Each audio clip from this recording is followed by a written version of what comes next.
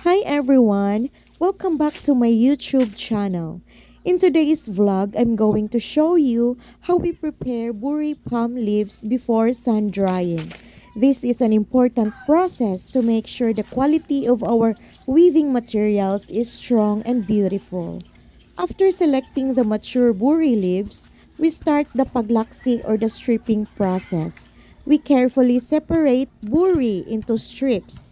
This takes time and patience because we want the strips to be even and smooth. We continue stripping the leaves one by one until everything is finished.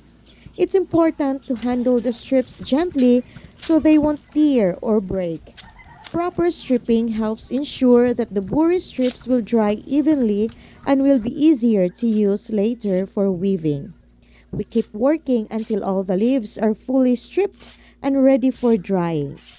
Once everything is done, we lay the buri flat on the ground under direct sunlight.